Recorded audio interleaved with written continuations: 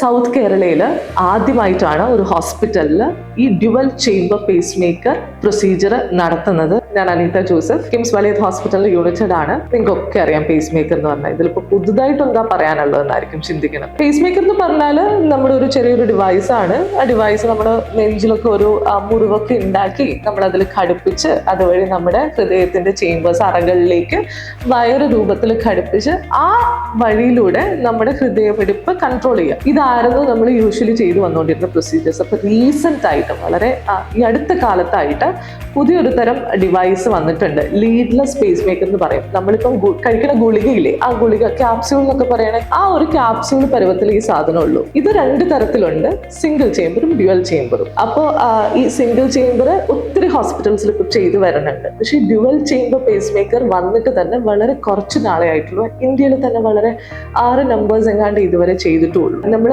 ഒരു സന്തോഷം എന്താ വെച്ചാല് നമ്മുടെ കിംസ് വലിയത് ഹോസ്പിറ്റലിൽ ഈ കഴിഞ്ഞ ദിവസം ഡ്യുവൽ ചേംബർ പേസ് മേക്കർ ഒരു പേഷ്യന്റിൽ ഒരു പ്രൊസീജിയർ നമ്മൾ കഴിഞ്ഞു. പേഷ്യന്റ് വളരെ ഹാപ്പി ആയിട്ടും വളരെ ഹെൽത്തി ആയിട്ടും ഹോസ്പിറ്റലിൽ നിന്ന് പോയി. ഇത് സൗത്ത് കേരളയിൽ ആദ്യമായിട്ടാണ് ഒരു ഹോസ്പിറ്റലിൽ ഈ dual chamber pacemaker procedure നടത്തുന്നത്. ആൻഡ് അത് നമ്മുടെ കിംസ് വലിയത് ഹോസ്പിറ്റലിൽ 2 days ബാക്ക് കഴിഞ്ഞു.